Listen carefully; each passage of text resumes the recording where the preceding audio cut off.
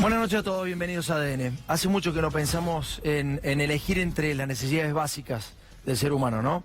Hace mucho que uno no decide entre comer y bañarse o ducharse con agua caliente. Hace mucho en que uno no decide entre comer y vestirse, entre comer e ir al colegio.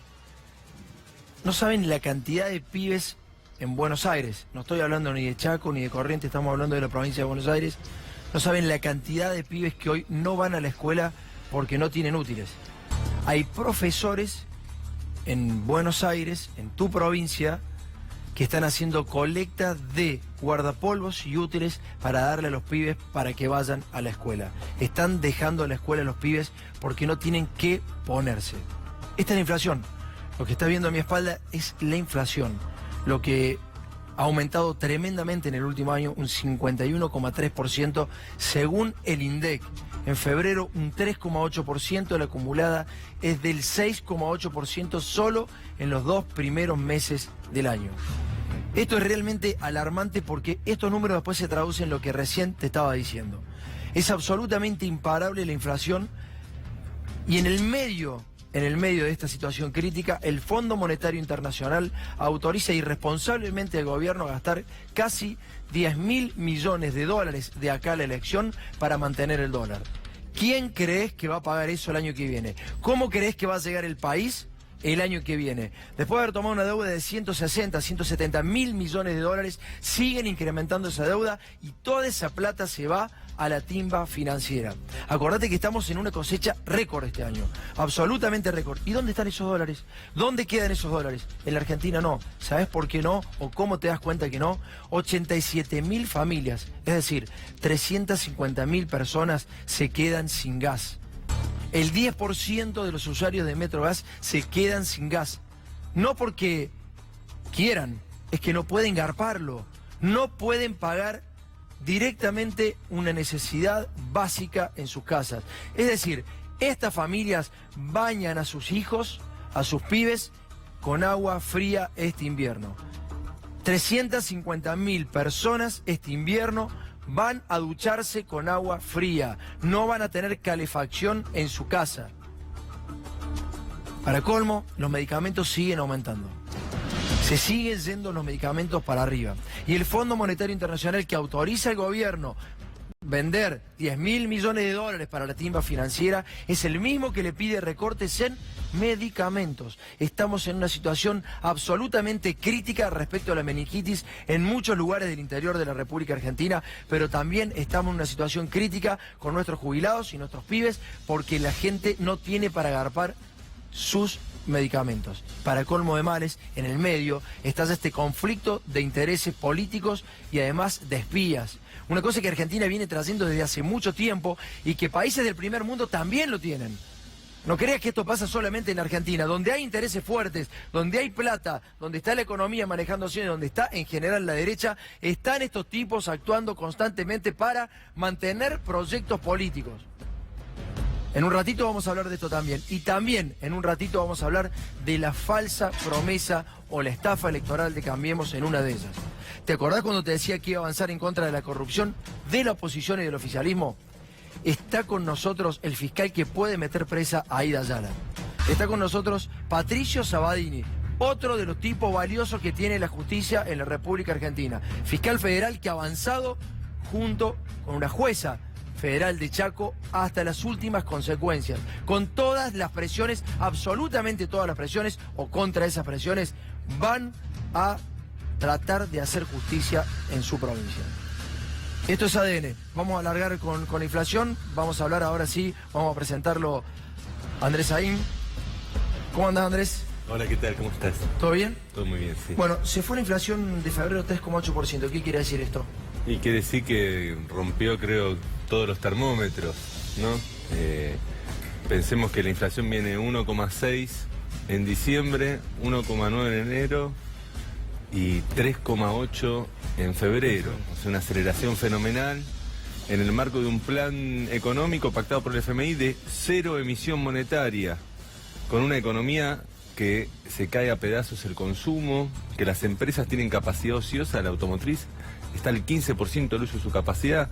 O sea, todo el discurso del gobierno de estos 3 años, de que la inflación era porque los argentinos tenían mucha plata en el bolsillo, porque el Estado gastaba mucho, y entonces las empresas no daban abasto y subían los precios, se cae a pedazos. El consumo está hundido, el presupuesto va camino al déficit cero emisión monetaria, y la inflación, lejos de bajar, se acelera. Claramente hay un error, lo hablábamos la semana pasada, en el diagnóstico del gobierno de por qué suben los precios y obviamente en los resultados. Los resultados son todo lo contrario. Hicieron la política más ortodoxa que uno podría pensar a nivel global, ¿no? Cero emisión, no se emite un solo peso más y la inflación se les va al 3,8 en un mes. Estamos ya en una inflación por arriba del 50% interanual. Y lo que es más grave, que a diferencia de otras etapas, es una inflación del 50%, un poco más, pero que no es acompañada de la misma manera por los salarios, por las jubilaciones, por las pensiones, y eso lo siente la gente en el bolsillo. Ya te sigo preguntando por algunas cosas que aumentaron más, pero Jorge, solamente dame en 30 segundos un panorama, porque recién Andrés decía la situación de la industria automotriz, que es desesperante. ¿Qué pasa con los dirigentes del ESMATA? ¿Qué pasa con la UOM también, que también vive de eso, no? Bueno, es un momento crítico para ellos. El otro día un dirigente del ESMATA, consultado en una radio, decía: si hacemos un paro, le hacemos un favor a las empresas para que no pague el día. Está en una encrucijada muy clara, como decía Andrés, el 15% de la capacidad de las empresas está funcionando. ¿No hay una sociedad entre el gobierno y el ESMATA, por ejemplo? Mira, me parece que en ese caso no, en otros sí. Lo que sí queda claro es que la crisis es muy importante y que hoy la dirigencia sindical no encuentra una salida. Está claro que la situación los está acorralando y hoy tienen que decidir si comer o salir a protestar. Andrés, lo que más aumentó son la vivienda, servicios, alimentos, bebidas, restaurante, hoteles, salud, mantenimiento. La salud 3,2%, y se vienen aumentos del transporte aún mayores a lo que estamos viendo ahí, un 2,2%, ¿no? Sí, la inflación tiene 2 patas por las que camina. Una son todavía los efectos de lo que fue la devaluación del año pasado, que creemos que con la suba del dólar que hubo este febrero, digamos, va a continuar, febrero-marzo va a continuar una inflación muy alta, que eso todo lo que es producto de supermercado, alimentos, ¿no? Que fue una de las cosas que estuvo al tope. Y el otro lado, los tarifazos, es una política directa del gobierno de aumento, o sea, no quieren bajar la inflación, ¿no? Si vos querés bajar la inflación, no fogoneás una política de dejar subir el dólar y meter tarifazos. No hay que ser un especialista en economía para saber que en Argentina, si sube el dólar y suben las tarifas, los precios van después para arriba. Y eso es lo que se está haciendo. O sea, entonces hay que plantear sinceramente que el gobierno no quiere bajar la inflación, que lo que está haciendo es una política pactada con el FMI, cuyo objetivo es generar una crisis en la economía argentina, porque de esa manera piensan ajustar la economía argentina. La variable de ajuste de este programa económico es la población argentina. Es una crisis deliberadamente provocada. ¿Por qué no quieren vender autos? Porque cuando se fabrica un auto se importan autopartes, y eso genera un rojo en el balance comercial. Claro. Y el FMI no quiere que la plata que ellos pusieron para pagar la deuda se vaya en el déficit comercial. Entonces quiere que las automotrices produzcan pocos autos, que haya bajo consumo, que haya baja inversión, que no te vayas a hacer turismo al exterior, que no tengas capacidad de ahorrar y comprar dólares. Esa crisis está deliberadamente provocada, fue negociada entre el gobierno y el FMI a cambio de un crédito para no entrar en default. Y ese programa estamos sufriéndolo los argentinos. En un ratito te pregunto si con los 9.600 millones de dólares que le autoriza Lagarde a Macri va a llegar a las elecciones. Dale. ¿Qué quería decir Jorge Ale? No, preguntarle sobre las paritarias. Hasta 2015 nos decían que la inflación era a causa de las paritarias. Ahora las paritarias perdieron entre 15 y 20 puntos por la inflación, contra la inflación, y así todo no pudieron bajarla del 50%. Sí, es por lo que te digo, digamos, la paritaria o el aumento del salario. Primero que no es la causa de la inflación, sino que la causa de la inflación es cuando el empresario después lo pasa a precio, ¿no? Hay un paso intermedio que nunca hay que olvidarse. Pero más allá de eso, digamos, la inflación viene fogoneada básicamente, esta aceleración que pasó de un año al otro, de un 24, 23%, a más del 50% por una superdevaluación. Claro. En Argentina todos los años que se devalúa la inflación se va. Pasó en 2014, pasó en 2016, pasó en 2018 y ojo que está empezando a pasar en 2019. Son muy claros, verdaderamente son muy claros. En un ratito vamos a estar hablando con Miguel. Hay una encuesta que está circulando que la hizo hacer Miguel a Fonobot, en donde dice cuánta gente se está yendo de la prepaga al sistema público de salud. Está saturado el sistema público de salud. El podio de la inflación más alta en 27 años. En diciembre de 2002, el 40,9% interanual, ¿no? En julio de 2016, 47,2%. Y en febrero de 2019, ahora 51,3%. Dos de esos meses, dos de esos picos más altos históricos se produjo durante la gestión de Mauricio Macri. Pero vamos a ver ahora cuánta gente está quedando sin gas en sus hogares. Cuánta gente este invierno a sus pibes los va a bañar con agua fría.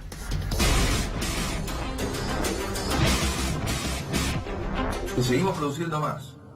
Vamos a tener, ya tenemos el gas más barato de la región. Vamos a tener el gas más barato del mundo. Los aumentos de tarifas, los incrementos, en este caso el gas. 87.000 familias, según los últimos estudios, se han desconectado de la red de gas. El abastecimiento de gas a clientes residenciales, el más bajo de los últimos 20 años. Ya tenemos el gas más barato de la región. Vamos a tener el gas más barato del mundo. En la Argentina 90.000 personas dejaron de consumir gas natural. Algunos pasaron a garrafa y otros, como en este caso de este comedor, tiene que cocinar a leña. El sector de las mesas, ¿qué tal, chicos? ¿Cómo están?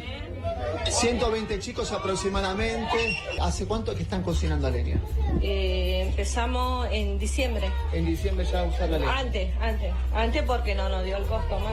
Yo entiendo ahora, ¿no?, que está con el tema del gas. Pasar de que te hayan dicho que la energía no costaba nada, ahora asumir que cuesta, que hay que pagarla. El aumento de tarifa de gas que entre 2015 y 2019 implica casi un 2.400% en la tarifa promedio. Que hay que pagarla. Es como que cada vez el que menos recursos tiene es el que más lo sufre. Hay un consenso respecto a la necesidad de avanzar en un sistema más justo de tarifas y de subsidios para proteger a los que más tienen, El que menos recursos tiene es el que más lo sufre. para proteger a los que más tienen, los que menos tienen. Creo que queda claro. En el 2015 los usuarios de la tarifa pagaban el 14% y el Estado subsidiaba con el 86%. Hoy, 2019, el gobierno quiere que los usuarios paguemos todos nosotros el 78% de la tarifa y el Estado solo ponga el 22% de los subsidios. Por eso es este aumento. Ahora cuesta pagar lo que no pagábamos, cambiar de hábito. Dormimos pegados. Toda la noche no transpira, ¿no decís? Bueno, porque dormimos con aire acondicionado hasta en invierno. Ahora cuesta cambiar de hábito. Ellos trabajan sobre una ética, que es la ética de la resignación. Necesitan que los usuarios se resignen a pagar las tarifas con aumento y operan sobre la resignación. Me afecta, por supuesto. Me afecta, pero es la realidad. ¿Qué vamos a hacer? Después de tanto regalo, tenemos que pagar lo que nos regalaron.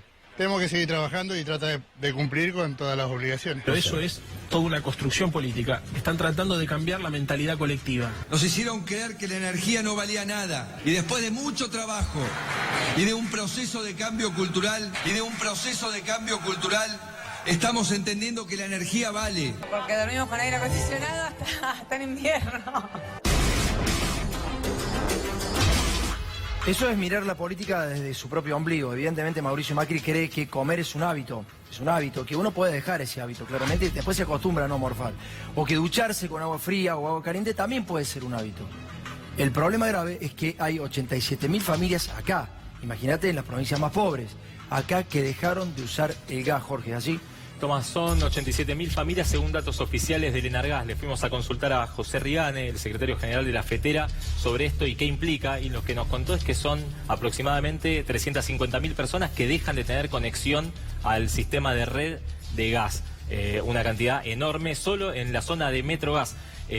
Para tener una idea, según nos decía Rigane, estamos hablando de aproximadamente el 10% de la totalidad de los usuarios de la empresa. O sea, 1 de cada 10 usuarios de Metrogas no pudieron pagar los aumentos de tarifas de estos 3 años. Andrés, explícame la lógica de esto. ¿Por qué? ¿Por qué aumenta el gas de la manera en que aumentó? ¿Cuál es la lógica del gobierno? Mira, la lógica del gobierno fue aumentarle básicamente el precio que se le paga a las empresas. ¿Pero por qué? Por una lógica de intereses y de negocios y de sectores, porque aumentó tanto lo que es extracción como distribución mayorista y como minorista. De lo que nosotros pagamos ahora, que como decían, no pagábamos antes cuando el gas estaba regalado en el discurso oficial, muy poco fue por la baja del subsidio. Porque incluso hubo años que aumentó el subsidio en la etapa de Macri cada vez que se evaluaba. ¿Por qué?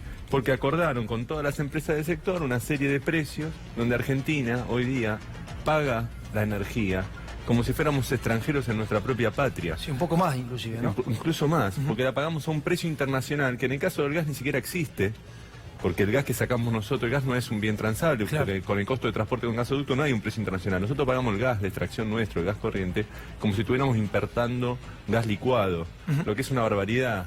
Los costos que estamos pagando, lo que se le está pagando a las empresas en materia. $7.50 el millón de BTU y lo exportamos a Chile a $3.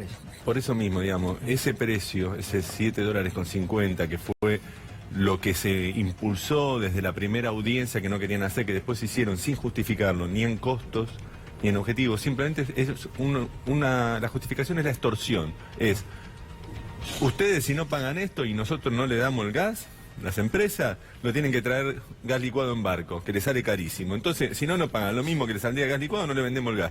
Y Argentina está pagando a ese precio gas que por ahí se extrae a 50 centavos. Claro. Un millón de BTU, de dólar, ¿no? Es que no se sabe cuánto se saca de gas tampoco, ¿no? Las empresas no declaran cuánto están sacando, ni cuál es el costo de esa extracción de gas. ¿Qué genera esto? Una transferencia enorme a las empresas cada vez que sube el dólar, cada vez que sube el precio internacional del petróleo, el gasto a las empresas que lo pagan las familias. Claro. ¿Con qué visión? Que uno, en general, aguanta y paga lo que sea para mantener los servicios básicos. Los economistas dicen es inelástico a los precios. ¿Qué quiere decir? La comida, los servicios básicos, por más que te aumenten, como vos querés, es básico. Vos podés dejar de ir al cine, podés dejar de comer afuera, pero ya que no tener gas en tu casa ya te complica la vida cotidiana. Entonces se aprovechan de eso, sabiendo que la gente resigna todas las cosas, menos eso que es lo elemental, y te sacuden para sacarte hasta lo que tenés. Tan es así, tan inescrupulosa es esta política, que ya hay gente que ni siquiera puede pagar el servicio corriente de gas, como vos decís, y se están empezando a bajar. El que se baja de la red de gas es que está no tiene nada. Hasta acá. No tiene nada, eso está claro. No es lo mismo que el que dejó de salir afuera, dejó de comer en un restaurante, dejó de ir al cine. No, el que se baja del servicio de gas es que está hasta las manos. Y estamos hablando del 10% de los usuarios, o sea, es un número que muestra la gravedad de la crisis económica. Jorge, ¿qué otro dato tenés? No, y que los que se bajan de la red quedan en absoluta desprotección, porque el gas licuado de garrafa, como decía Andrés, no tiene un cuidado del Estado. Quedan a merced de lo que le vendan los distintos empresarios con los costos que son volubles, o sea, encima de que están, como decía Andrés, hasta acá quedan absolutamente desprotegidos a los costos del mercado. Más caro, pues salvo que accedas a una garrafa social, una garrafa hoy en día 350, 400, 450 pesos te pueden sacar. Yo te lo digo porque yo uso gas en garrafa, porque no tengo acceso a la red. ¿Pero vos accedés a la garrafa social, Miguel, no, por eso digo. No hay. Muy mínimamente. Y lo que ocurre es que lo habíamos hablado ahí, las empresas lo que están haciendo es intentar que la gente no se desconecte. Tratan de estrujarlos, tratar de cobrarles la deuda, pero después de manera desesperada buscan desconectarse de la red de gas para tener la garrafa. Bueno, vamos a ver la segunda parte. Entonces, ¿cómo está quedando la gente acá en Buenos Aires sin gas?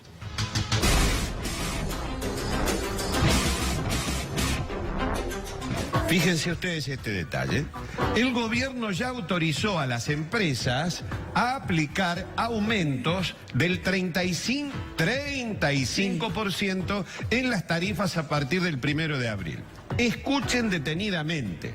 Ese fue el pedido de las transportadoras y distribuidoras para mantener sus ingresos en términos constantes respecto de la inflación registrada desde septiembre del año pasado.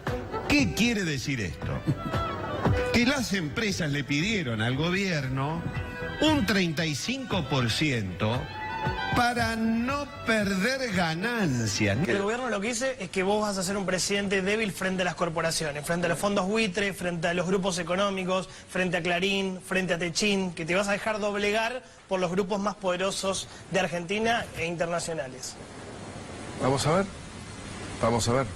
No, contestá que no, así nos quedamos tranquilos. Para no perder ganancias, no para no perder dinero porque tienen que cerrar, porque no les alcanza, sino para no perder ganancia, para mantener el promedio de ingresos. El nivel de ganancia. Eso define qué es lo que piensa el gobierno. Hemos hecho actualizaciones de una forma gradual, acompañando siempre a los que más tienen. acompañando siempre a los que más tienen.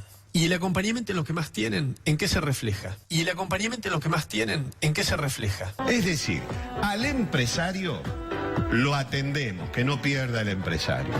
A la pyme, al minorita, a la despensita, al pobre infeliz de abajo, absolutamente nada. ¿Cómo tomó los anuncios de que hay nuevos aumentos de gas? Que me da la impresión que hay mucha gente que debía estar en Devoto y sin embargo está libre y en el ministerio. Es una barbaridad. Bueno, Macri dijo que él no le gusta aumentar las tarifas, que la gente piensa que lo hace por capricho aumentar las tarifas. La bronca es que como alguien puede pensar que a uno le gusta aumentar el valor de la energía, que uno se encapriche y por eso lo aumenta. ¿Lo aumento? Porque es lo que vale. No hay ningún sinvergüenza, ningún delincuente que diga yo soy culpable. Todos dicen soy inocente. Y coste que yo a este lo voté. Y en verano nos preparamos para los aumentos de la luz y en invierno, por supuesto, para los aumentos del gas. Y si usted escuchó por ahí que va a haber descuentos, no es tan así. En realidad va a haber una tarifa plana. Sí lo vas a pagar, pero en verano. El verso de que lo vas a pagar en enero. Y la pregunta, ¿y de dónde carajo lo va a sacar en enero si no, tampoco lo tiene ahora? Vamos a ver. Vamos a ver.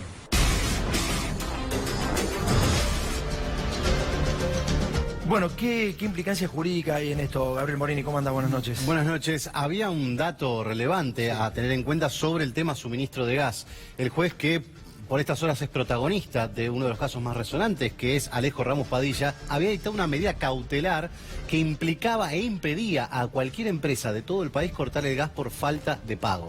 Esto era una medida absolutamente, digamos, extraña para el Poder Judicial, pero que había generado que las empresas, pero principalmente el gobierno, apele para que las empresas puedan seguir cortando por falta de O sea, el gobierno pago. apeló la medida. Apeló la medida, exactamente. El Muy Ministerio bien. de Energía apeló esa medida que había sido sorpresiva y había dado una medida cautelar de no innovar precisamente para que las empresas no pudiesen cortar el gas por falta de pago. 15 segundos, Jorge. La FETERA lo que está reclamando es que lo declaren derecho esencial para que no se lo pueda cortar, y lo último que te lo tiro rapidito es, en la última movilización de los gremios del transporte al ENRE, están haciendo una especie de llamado a no pagar las tarifas, una especie de rebelión fiscal. En un ratito, un mano a mano con el fiscal que puede meter presa a Aida Ayala. En un ratito hablamos con Patricio Sabadini, se ha llegado acá a nuestro estudio desde Resistencia, desde Chaco, para hablar justamente de este tema. Y ahora vamos a hablar de la salud. Hay una encuesta que hizo Fonobot. ¿Y cuál es el resultado, Miguel? El resultado de la encuesta de Fonobot es que lo que está planteando es una pregunta sobre si se tiene o prepaga, obra social, o si se tiene solamente la posibilidad de acudir al sistema de salud. Fíjate, ahí está el promedio. En este promedio de las encuestas entre Ciudad de Buenos Aires y el conurbano da que hay un 29,89% que lo que tiene es Medicina la salud prepaga. pública. Claro.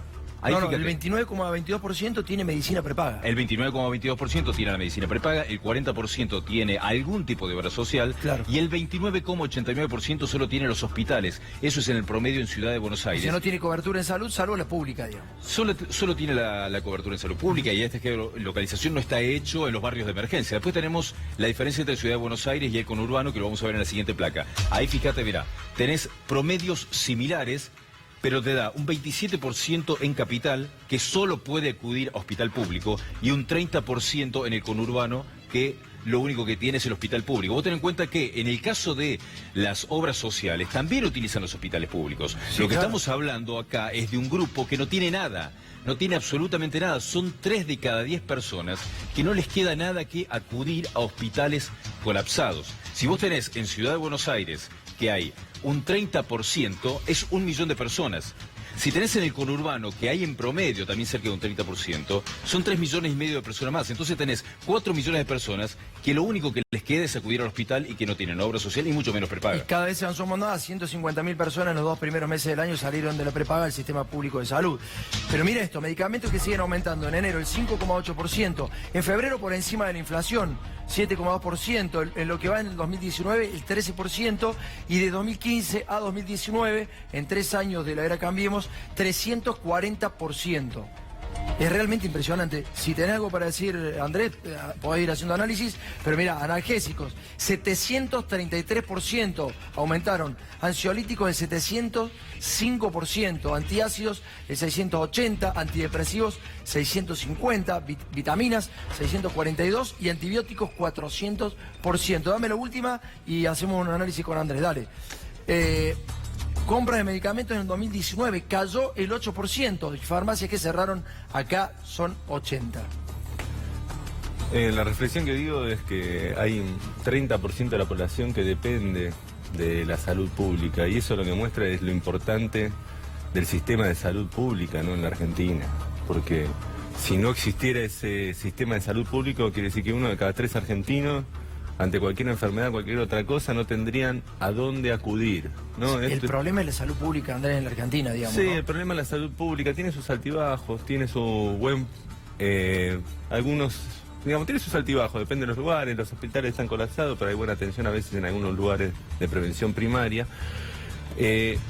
La cuestión es el ajuste programado, ¿no?, en un montón de, digamos, políticas que atienden a la salud pública a través del Estado, que va deteriorando esa capacidad del Estado de abastecer a este 30% de la población que solo tiene la salud pública. Y como vos decías, muchas de las obras sociales terminan también en el sistema de salud pública. O sea, si sumás uno y otro es casi un 70% de la población que hace uso del sistema de salud pública en la Argentina, lo que muestra la importancia de esa política que muchas veces es vapuleada y sobre todo es recortada en materia usada como una variable de ajuste cuando se vota un presupuesto. Ya no es más ministerio, de hecho, ¿no? Bueno, Miguel, estuviste en la calle y estuviste con Ginés González García. Ginés González García lo que nos hace es un análisis de este fenómeno de que aumenta cada vez más las personas que se bajan de la prepaga y que empiezan a utilizar o la obra social o directamente acuden a los hospitales públicos. Ginés, ¿la crisis económica generó que muchas personas dejen de tener prepaga? Sí. Sí, hay más de 100.000 personas que se borraron de la prepaga. ¿Tenés prepaga? ¿Cómo te manejas con la cobertura de salud? Tenía prepaga, la tuve que dar de baja por los aumentos. Ahora voy al hospital público. ¿Cuánto estabas pagando en la prepaga hace 2 o 3 años? 4.000 pesos. Y la última vez, antes de darla de baja, pagué 14.000.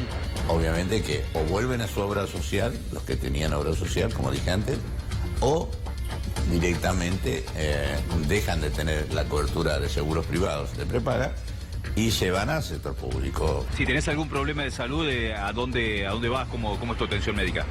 A un hospital público. ¿Y cómo es hoy la atención en un hospital público? Llegas a las 10 de la mañana, sacas turno y bueno, entre que te atienden y todo, llegas a la guardia por una urgencia, te vas a las 12 de la noche. Lamentablemente la situación es crítica porque no solo por las consecuencias directas sobre el estado de salud, sino por las consecuencias sobre el ánimo. O sea, cuando alguien tiene que dejar un prepago, siente que lo deja desamparada a la familia. Le avisé a mi familia que traten de no correr riesgo, de no acercarse a los enchufes, de agarrarse bien del tren, porque si les pasaba algo, iban a tener que ir al hospital público. O cuando alguien siente que tiene que ir al hospital público a hacer tremendas esperas y no sabe si se lo va a poder resolver, también se siente muy mal. O cuando alguien no compra un medicamento porque no tiene dinero, o tiene que optar entre comer o comprar un medicamento. ¿Cambiaste la manera de invertir en tu salud, en la atención en el médico? ¿Cómo haces? Sí, en este momento sí. La atención no es buena, pero bueno, se hace lo que se puede. La enfermedad produce pobreza y la pobreza produce enfermedad. Y ese círculo vicioso terrible de la Argentina, al no tener una estructura de salud fuerte o funcionando aún mejor que lo que estaba antes, realmente está teniendo esta consecuencia de este ciclo horrible que le estoy contando. Pobreza, enfermedad, enfermedad, pobreza. ¿Te había pasado dejar de tener prepaga y empezar a acudir a la salud pública antes? Yo antes lo podía pagar, era un gasto más. Ahora no lo puedo pagar. ¿La prepaga para vos era un gasto más antes? Era un gasto más. Sí, que tenía que afrontar por mes. Ahora no lo puedo afrontar. Pero en un momento que la pobreza y la inclusión es un tema central, uno de los mayores instrumentos para combatir la pobreza y para sacar a la gente de la pobreza es también una buena política de salud. A todos los funcionarios que dicen que el sistema de salud en la Argentina es fantástico, no conozco uno que se haga atender en el sistema de salud pública. Funcionarios que hace 20 años que están en el poder se hacen pagar la mejor obra social, mejor prepaga, de la Argentina, pero no van al sistema público de salud. No conozco uno que ante una intervención quirúrgica complicada, compleja, vaya a un hospital público de su provincia o que él administre. Con lo cual, ya sabemos cuál es el resultado de la salud pública. ¿Y cómo están las prepagas, Jorge? Tomás, hasta principios, mediados del año pasado, vos cuando hablabas con las empresas te decían que estaban relativamente cómodos a pesar de la crisis. Había una especie de crema del negocio con la que se soportaban y que más o menos estaban estables. A partir de este fenómeno que estamos viendo, ahora están decidiendo lanzar un paquete low cost para tratar de atraer clientes que se fueron dando de baja. Mientras esto pasa, la meningitis está avanzando y lamentablemente no hay vacunas contra la meningitis. Esto que vas a ver ahora pasa en Córdoba porque en una de las principales ciudades de la provincia no había vacunas para la meningitis. Llegaban las madres con sus hijos y no pasaba absolutamente nada. Río Cuarto, cientos de niños no pueden vacunarse contra la meningitis porque la nación no envía las vacunas. Por acá pasa el recorte, por acá pasa el ajuste. Dale, vemos la primera parte de la nota. 23 de 24 representantes, los técnicos más altos en vacunas que tiene cada provincia. Nos dicen, entre otras cosas, que el año pasado, por falta de vacunas, no se cumplió con lo que prevé el calendario. ¿Hay falta de vacunas hoy a nivel nacional? Sí, es a nivel nacional. Por ejemplo, uno de los problemas más grandes que estamos viviendo en este momento es la falta de la vacuna contra la meningitis.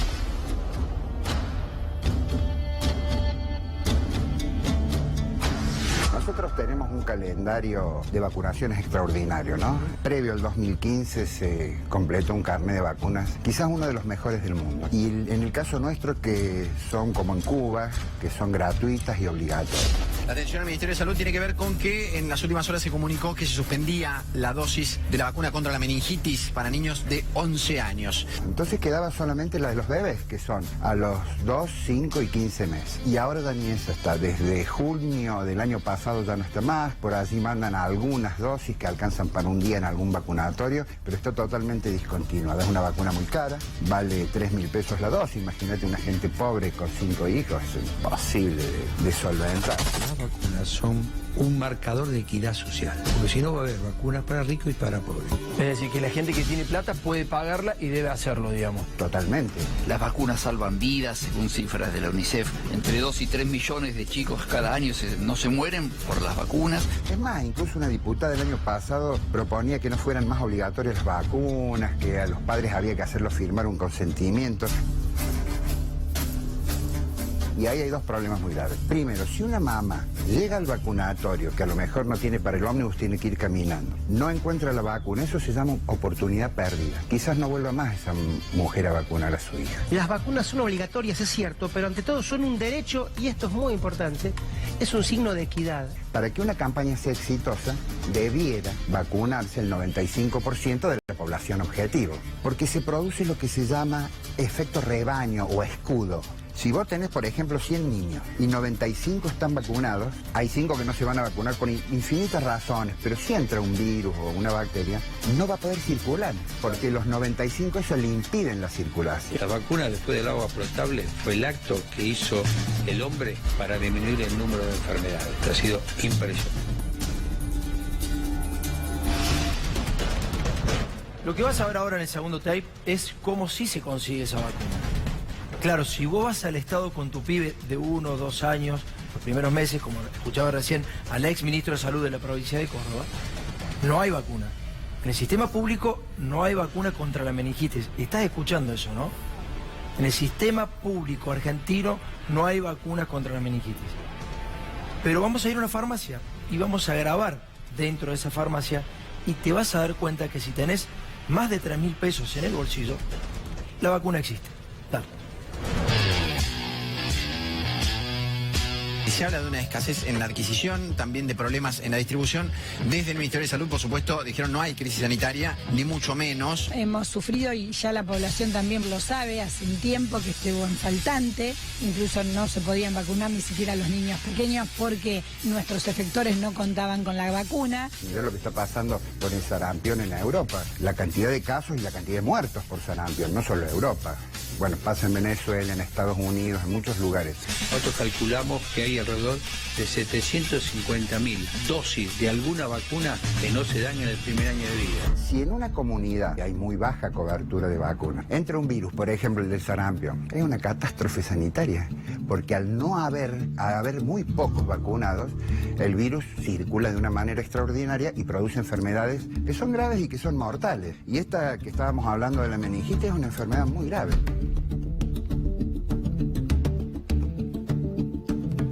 ¿Puede tener que ver con el déficit fiscal para acotar el déficit fiscal, digo, de no comprar esta vacuna? Yo no soy economista, pero seguro. ¿Hay riesgo respecto a las vacunas de la meningitis? Totalmente, absolutamente hay riesgo. Y lo que también me preocupa mucho es que ellos por allí ponen excusas raras. Por ejemplo, dicen que no entra porque está en la aduana, que no entra porque no la fabrican. Raro, porque las farmacias la tienen y a 3.000 pesos uno la puede comprar. ¿Para niños o para adultos? Para niños. ¿Para niños? ¿En qué presentar? ¿Es la obligatoria? También veo. Sí, también veo. 3.103 pesos. 3.103. ¿En cualquier momento lo puedo mostrar? O sea que desde el punto de vista sanitario estamos, te diría yo, en una emergencia. No solamente meningitis, como dijimos, sarampión, rubiola, paperas, difteria, tétanos, tos convulsa, polio, hepatitis B, diarrea y rabia. Todo eso se vacunó mal en la Argentina en el año 2017.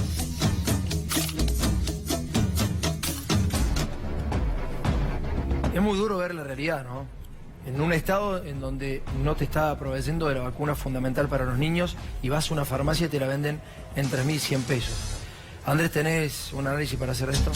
Sí, el análisis es que estábamos viendo que cuando hay una crisis económica, mucha gente ya la actividad privada, digamos, no puede conseguir las cosas, ¿no? Se bajan de la prepaga, tienen que ir al sistema público de salud, no pueden pagar la escuela privada, van a la escuela pública, o sea, el Estado empieza a ser como un respaldo.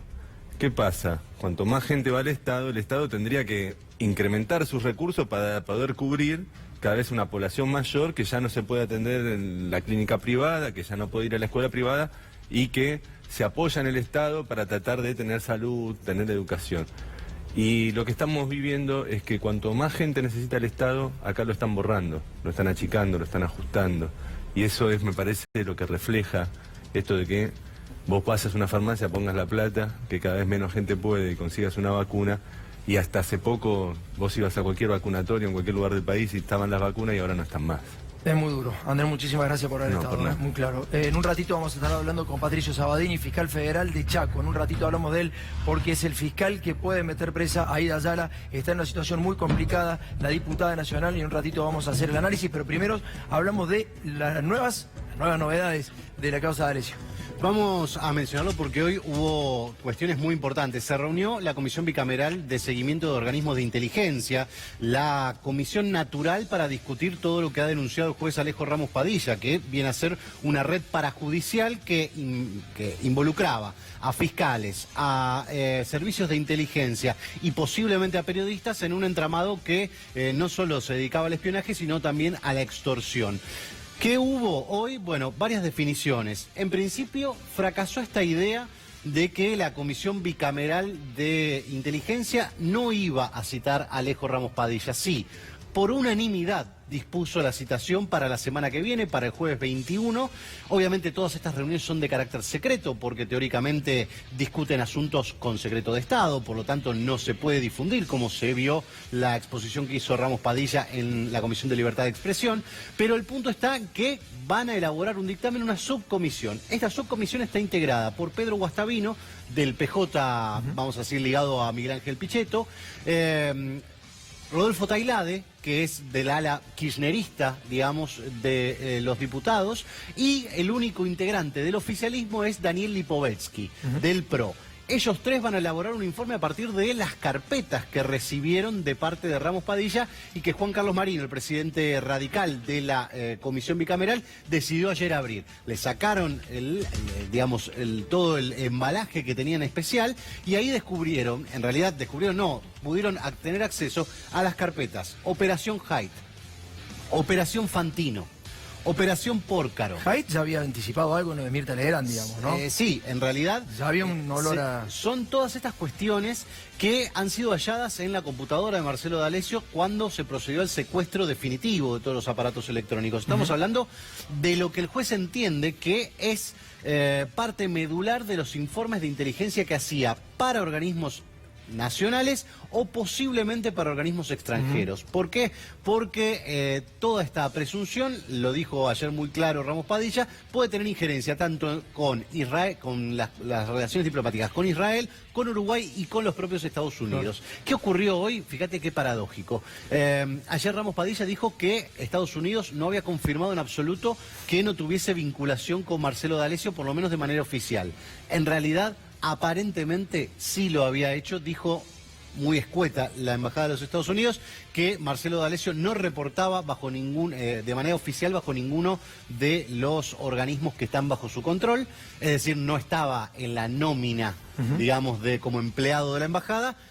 ¿Qué había hecho con esta respuesta? Se la había mandado a Cancillería. ¿Cancillería se la había mandado al juez? No, se la mandó recién hoy.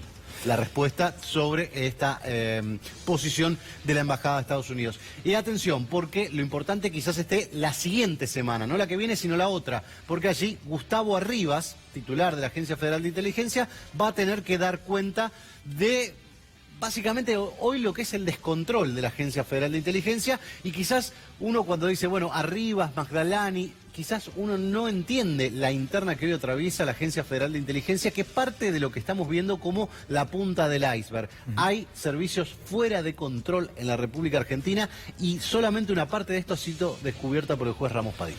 Muy bien, esta es la causa de D'Alessio, pero también está esperando a Aida Yara, la diputada nacional por Cambiemos. Acordate que cuando llega el presidente Mauricio Macri al poder, o antes de llegar al poder, había prometido luchar contra la corrupción dentro de su propio gobierno. Aida Yara está contra las cuerdas. Te mostramos 1000 veces la causa, estuvimos dentro de su casa, hablamos, las pruebas son contundentes gracias al fiscal Patricio Sabadini. Vemos el tape y hablamos con él, dale.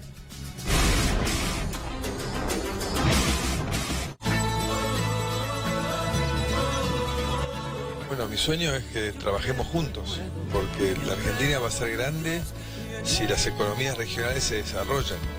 Ahí tenemos una enorme coincidencia con Aida. Soy Lilita, soy chaqueña y con seguridad voto a esa trabajadora que es Aida. Aida Ayala está siendo investigada por lavado, por evasión fiscal, por enriquecimiento ilícito. Aida Ayala hizo una gran gestión como intendente en Resistencia. Por eso en Chaco yo voto por Aida. ¿Qué es lo que pasó en la provincia del Chaco cuando usted era intendenta? Piden mi detención previo desafuero para que me someta a una indagatoria. En cuanto a usted la desaforen o usted renuncia a los fueros, usted inmediatamente va presa. ¿Es consciente de eso? Sí, por supuesto que soy consciente de ello. A ver, los fueros, yo no puedo renunciar porque es demagogia eso. Yo no tengo problema, renunciaría a la banca, renunciaría a los fueros. Los fueros, yo no puedo renunciar porque es demagogia eso. Los fueros son del Congreso. Yo no tengo problema, renunciaría a la banca, renunciaría a los fueros. Se me acusa de haber contratado a la empresa PIM en el año 2014 a los fines de enriquecerme. Todo el núcleo cercano a la intendenta creó esta empresa para PIM, la famosa PIM, la empresa PIM, para servicio de recolección de residuos, ¿no? Le aparecía una señora de avanzada edad, jubilada, y una joven que se dedicaba ese tiempo al modelaje. La modelo ahora interesada en la basura se llama Fátima Rigacio y resultó ser esposa de Daniel Fischer. ¿Daniel Alejandro Fischer quién es? Bueno, Daniel Alejandro Fischer sí es un vecino de Resistencia, empresario, dirigente de Cambiemos, bueno, afiliado a Cambiemos. Y nada, es un chico que fue novio de mi hija y de eso se me acusa. Fischer es un hombre muy cercano a la ingeniera Ayala. Era el jefe de campaña de la campaña electoral del 2015. 6 meses antes de que usted llamara a licitación por el servicio de recolección de residuos, esa empresa se constituye en octubre de 2013 con la esposa de Fischer, la suegra de Fischer y un abogado de Fischer. Yo no tengo por qué saber quiénes integran la sociedad anónima. Yo no tengo por qué saber quiénes integran la sociedad anónima. Y era un contrato que ella ya estaba haciendo en el final de su mandato. Así es. Yéndose. Sí, se estaba yendo. Y lo estaba haciendo con su círculo más cercano. Después de una trayectoria de trabajo, de transparencia y de honestidad, la gente aquí me conoce. en el Chaco, pero en la Argentina, imagínense. ¿Cómo es Aida Yala? Vamos a preguntarle al muchacho. ¿Aida Yala es corrupto o no para vos? Para mí sí. Gracias, viejo. Con seguridad voto a esa trabajadora que es Aida. Bueno, Patricio, ¿cómo anda? Buenas noches. Buenas noches. Gracias por venir en serio, ¿eh? Muy amable usted. Y gracias por el trabajo que ha hecho, verdaderamente es impecable. Nosotros estuvimos repasando la investigación y la verdad que es inapelable, salvo para la Cámara de Casación, que no ha revocado la prisión preventiva, ¿no? Sí, bueno, la Sala 4 de la Cámara de Casación lo que hizo es ponerle fin ya a un largo recorrido en cuanto a la prisión preventiva, ¿no?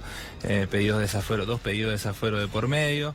Terminó revocando el fallo de la Cámara Federal de Resistencia que había ratificado el procesamiento con prisión preventiva, no solamente de la señora Aida Yala, sino de los demás consortes de causa. Así que bueno, hay que aclarar también que no es que queda sobreseída o absuelta de culpa y cargo, sino que aguardarán el juicio en libertad. Claro. Eso es lo que ha dispuesto la Cámara de Casación. Ahora, los fallos de la misma sala en otros casos similares y con otra respuesta es una valoración política que yo no la voy a hacer, ¿no? Lo que hace Aida Yala supuestamente, si no está presa, es entorpecer la causa. ¿Puede entorpecerla? Porque... Sí, nosotros en su momento lo que estimamos es que por su experiencia, en realidad su gestión de 12 años en el municipio, luego su paso por la Secretaría de Asuntos Municipales, que hay una causa también gestándose, investigando también el rol de la misma bajo esa secretaría. Y hoy como diputada nacional potencialmente podía entorpecer la investigación, ya sea amenazando testigos o justamente en la pérdida de prueba. Pero eso ha cambiado, se ha modificado en las últimas semanas porque se ha incorporado una pericia a la causa, en la cual en cierta medida le daría la razón no solamente o sea, beneficiaría a los imputados.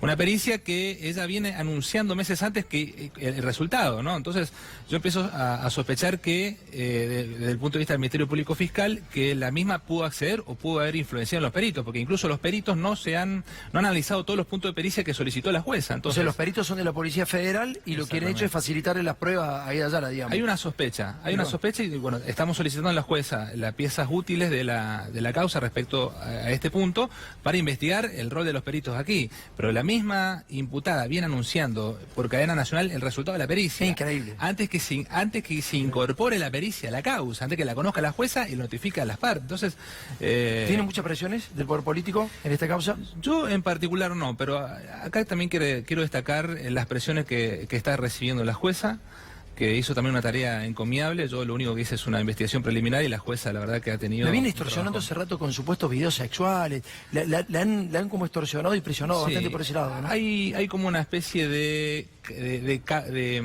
caudal o desde el punto de vista institucional, una violencia de género por un canal institucional, ¿no? En este caso hay una recusación, incluso hay una denuncia contra la misma en el Consejo de la Magistratura, pero aparte con una bajeza, lo hace uno de los imputados, por una cuestión personal, con una bajeza, la verdad que nunca vista en materia de pedidos por parte de la defensa. Uno puede respetar un recurso de nulidad, la nulidad ante un acto procesal o la recusación o una apelación, pero la verdad es que esta chicana con esta bajeza y que incluso la diputada Ayala se suma a este fundamento. Bueno, son actos mafiosos, no son chicanas, son actos mafiosos. Gabriel, ¿qué tenés para decir de la causa Ayala? Precisamente en referencia a la jueza Zunilda Lirenberger, una de las juezas que llevó adelante una de las investigaciones de narcotráfico más importantes, yo te diría que de la República Argentina, se llama Carbón Blanco, y es quizás la única jueza de la que hay registro de que un detenido por esa causa de narcotráfico había pagado o quería pagar para asesinarla. Esto pasó en la Argentina, más allá de todas las discusiones que tenemos en líneas generales con las presiones a determinados fiscales, o si hay cierta hostilidad y mucho de lo que pasa en Comodoro Pi. En Chaco hubo una comunicación telefónica de un imputado que desde la cárcel estaba arreglando con un sicario o quería arreglar con un sicario para asesinar a la jueza Nirenberger. Esto ocurrió. Estamos hablando de la misma jueza que lleva a su cargo el tema Ayala también, precisamente para graficar cuáles son las reales presiones que se viven en el interior del país, con jueces federales incluidos. Jorge, por favor, si tenés ahí el audio que mostramos ayer de Chaco, digamos, el procurador general de Chaco, o sea, el jefe de los fiscales, arreglando una causa que usted había iniciado,